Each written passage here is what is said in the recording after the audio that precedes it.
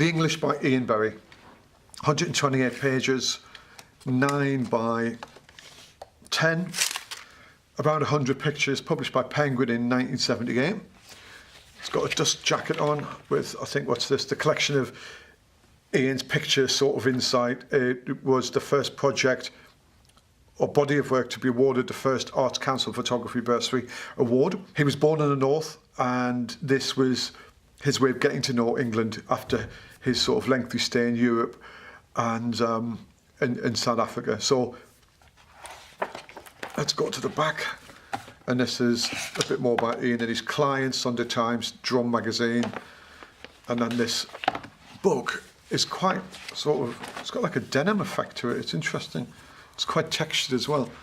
And then you've got the sort of the English Ian Berry there. So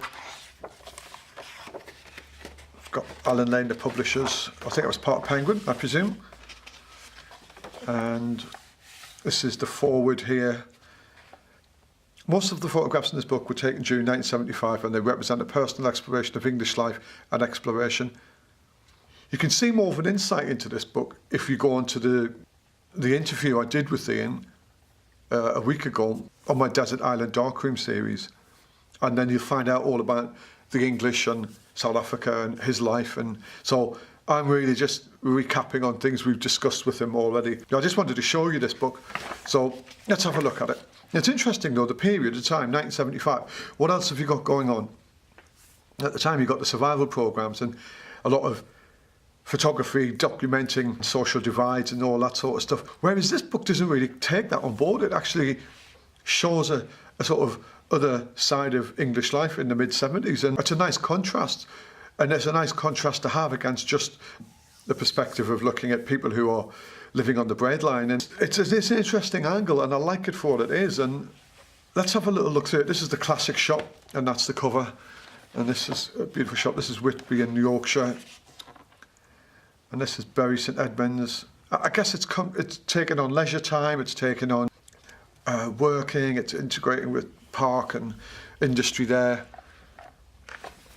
That's great, isn't it? County Fair, Wiltshire.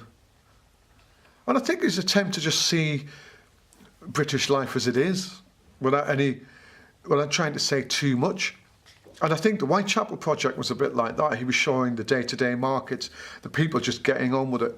And there was no real bias within the shot to say, look at how poor these people are, look at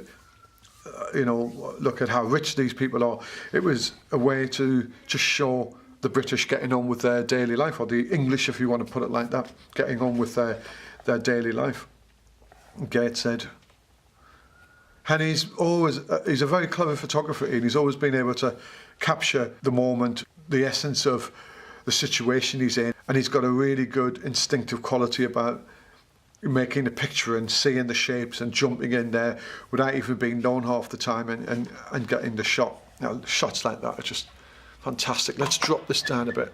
And this is the Pop Festival, Hyde Park. There's no dates. As you said, though, it was 1975, but there's no sort of dates in terms of exactly when, and there's no real info even at the back to say, a little bit more about the storyline, but that's fine, because I guess the pictures are going to speak for themselves, aren't they? It's just about the English. Hyde Park, Serpentine Gallery.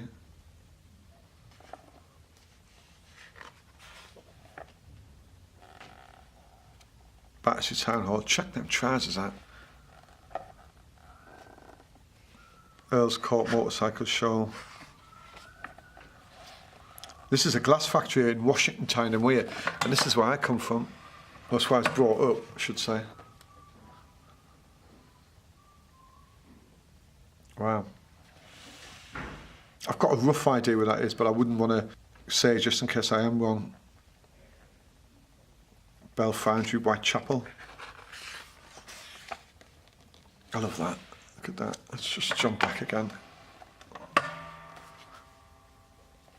I love this sort of stuff. It's that capturing the moment again. And Ian is really comfortable shooting the verticals now. I briefly discussed it with him in the interview, and he's told me many times he likes to shoot a lot of vertical pictures. And I guess it's just a natural way of doing and composing, really. It's an interesting way, because I never think of shooting vertical. It's always a second thought. It's like, oh, should I do a vertical? I'm sure many people like that. But I think Ian naturally shoots a lot of verticals and then thinks horizontally. But look at this, going to the horizontal shot. Look how this is positioned. It's superb. And this is the sheepdog trials at Hetpool, Northumberland. Hereford Castle Market.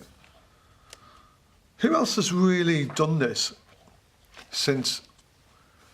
I know we've had other photographers like Simon Roberts, we've had Peter Dench. Who else has really, I'm going to remember somebody later, I know I am, but who has actually looked at the English in this context, just day to day? Homer Sykes, I guess, is the man who's forever industrious on doing a sort of general view at the English at leisure and play and work and activities and stuff like that. And and he's still continuing to do that. And I think you can look at Homer Sykes' work and you can see there's a lot of influences there, even though Homer was doing it at the same time. And you can see the influences of what Ian's got here. You know, there's definitely the Cartier-Bresson influence. There's definitely the Eugene Smith influence and the Robert Frank and stuff like that. And this is his sort of take on it all. And if you want to find out more about that, go and listen to the interview I did with him on Desert Island Darkrooms.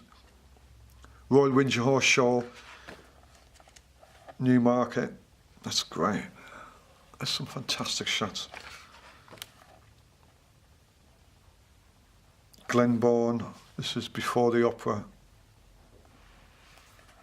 Hyde Park, Pied Piper Hall,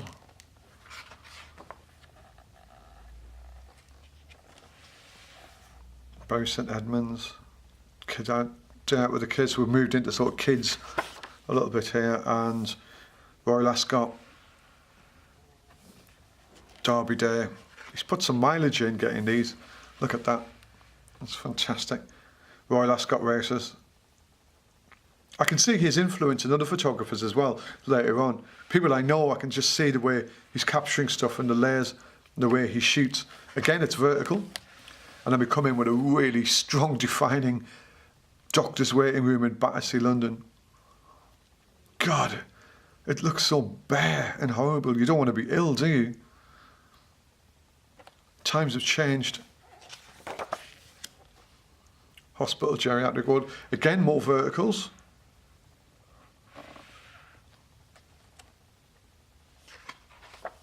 This is classic. That shot I featured, this is in the Midlands, I featured that in the interview with him. And this is Salvation Army in Whitechapel. It's beautiful. Let's have that. Let's jump down on these a little bit and get a real grasp of the pictures and just the light as well, and the shapes and the patterns and stuff on that one as well. It's just incredible. Durham. Looks like a trip. This picture here, that was featured in the Whitechapel catalogue and exhibition, which I've also reviewed, and that's sometime. If you look for the Ian Berry playlist, all of these little things will be on there. And I've got more of Ian Berry books and stuff to do yet. So I've got 2 more books to do, or 3 more actually. So I'll be doing them very soon. I just wanted to show the English because it's amazing. And this is in Hellingly and Pontefract, a sort of religious sort of, I'm going to go up again, I'm on a vertical, that's sort of almost like a cross, isn't it? Concert, County Durham. Church Fete, Whitechapel, Liverpool. Again, I'm going to come out. South Shields, know that area, and this is Durham. This is just people going about the business, isn't it? Going around doing what they do, using his skill of shapes and lights and sort of lifestyle of the English and their way, their manner and the way about them, and you know, like with the old lady with the bag and the weather, and just showing England for what it is. And just the interaction, with it, like with the old people, and I love that there with the cranes as well. It's just so significant. And this is a great shot. I mean, I'm just look that up. So you've got the girl in the little girl there. You've got the girl there. You've got the guy with the triangle with the sticks. Then you've got these here. It's just made to look so easy. It's just not though. It's perseverance. It's dedication into capturing something which out of nothing really, and that's what separates Ian from a lot of people in terms of how he depicts and reads situations to get something as a photographer. And you can only learn from it. You can only look at it and think, wow. And there's some stuff which doesn't shout out a sort of worked narrative in it, but there is a little narrative in that. There's the guy sitting, or the lady, I'm not sure, sitting there, and then you've got these sort of figures behind. So there's sort of stuff which is subtle in the background, and things are subtly happening. And then there's the location stuff, and you're not going to always get a massive sort of complex structure within the shot, but you've got to have a shot which illustrates a point, and I think this sort of stuff illustrates a point. Then you go back to this sort of stuff where this takes work, and it's looking to interpret a scene and bringing this together. So if you took the guy out there and you've got the girls, it's a totally different picture. If you've got the girls out there and you've got the guy, it's a totally different picture, but both of them in the same side, at opposite sides of the frame. It takes a picture, it's a totally different perspective. And his use of light again, it's just beautiful. And that's in Sunderland, and this is Leicester. Look at the car on that TV. Whitechapel, Bury St Edmunds. Oh, that's Spitalfields. I know that car park. I've actually probably parked there in that car park. Wow, that hasn't changed at all. Bury St Edmunds. That's near the market, just behind, like near Liverpool Street, in between Liverpool Street and Brick Lane, and that's the garage. I used to use that all the time. And if you go up there, you're going up towards Old Street Roundabout, Newcastle, and Brixton. Pool. Look at that. Look at that. It's gorgeous. Let's just drop that. How about that for a shot? Look at that. Look at the light of the bus and the woman. How he's got that, I'm not really sure. 1600. I don't know what he's rated that film on, but it's pretty good. Actually, in this shot here, it's quite interesting because you think it's a sort of dead dockyard in a way, but there's a guy walking across the water there. And this shot is phenomenal. Look at that. This is in Washington. Phenomenal shot, isn't it? Just the positioning of that woman and the light and the backlight and the lines, and it's a sort of design. It's a design element lecture, isn't it? If you think about it. And then again, you've got this as a sort of nicely composed. It's a vertical again in Easington. It's a simple shot to a point. There's a connection. One's in Ashton, one's in Easington, but there's a connection with the leading lines with the terrace houses. That's a complex shot. It takes a lot of technical skill to get that, but so does that. And that shows how good he is at diversifying and adapting to the situations. This looks simple, but it is simple in a way that he's just perfectly framed. Two people sitting with a mini in. It's a great symbol of British motor industry there, and the flat cap and the pipe, and very strong image with it's a very quiet, structured narrative to it, and it's nice where this just leaves loads of connotations with the clothing, and it's fantastic. I love this shot. This is in Sunderland. It's a drop down on that. I just love this shot. It's just something really eerie about the whole process of it, and with the boarded up windows, and then the woman with her head down walking, and the light and the barrier and the religion, and how the heck you get a shot like that is it's a lot of legwork, you know, to find and come across stuff like that, and then just wait for the moment. You don't just walk by chance and take a picture. As a lot of guys and girls will know, listening to me, they'll know that, you know. But not everybody does, and that's who I'm sort of talking to in a way. Fulham Jubilee celebrations. Great shot. That's the Whitechapel cover for the brochure I have for the exhibition, and that's in Spitalfields. It's a great shot as well. Give the camera a bit of time to focus. There you go. And this is the shot I discussed as one of Ian's top 8 pictures he's ever shot, and it's a shot which he really treasures. And if you want to find out more about what he sees in this shot, if you go into the Desert Island Dark Rooms that Ian Berry interview, I think about first third of the way through, you'll get an insight into how and why he shot this. Cars, sort of Daimler or a Jag, and a bit of old-fashioned cars there, and the fair. The world's fattest lady and the smallest little baby sitting there with a girl. That's beautiful. Chelsea Fire Show. It's great. I mean, that sums him up, really. Look at the connection. Good photographers always do this in the narrative, you know, with looking for connections. I mentioned people like Peter Dench. When he edits, he uses this connection and this structure to help. And we all do in a way. And I sometimes wonder if you're looking for shots like that and looking for shots like that to bring them together, if that makes any sense. The Seaside, Women's Institute, Bury St Edmunds, Poole, Dorset.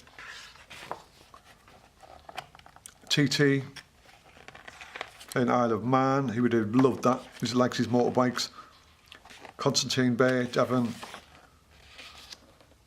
A place which I actually I forgot he'd been here. I think Christy Perkins has visited Horden Colliery as well, and this is Horden, where I shot a lot of my Birdmen book as well. It's still there, still going. Some great characters and people there who I've made lifelong friends with. Leadenhall Market. And the Mall, London. Good connections, it's great, it's fantastic. Look at that. Almost looks like a South African shot, doesn't it? And that's in Henley. Celebrating Britishness. Look at that, it's just fantastic, isn't it?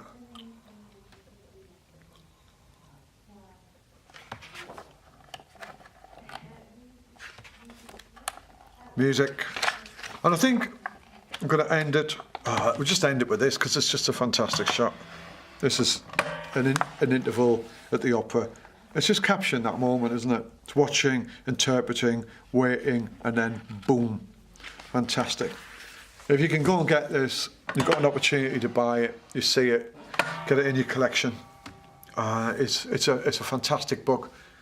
It's a really good insight into how a photographer who understands his craft, who understands how to compose, how to use light, how to use shape.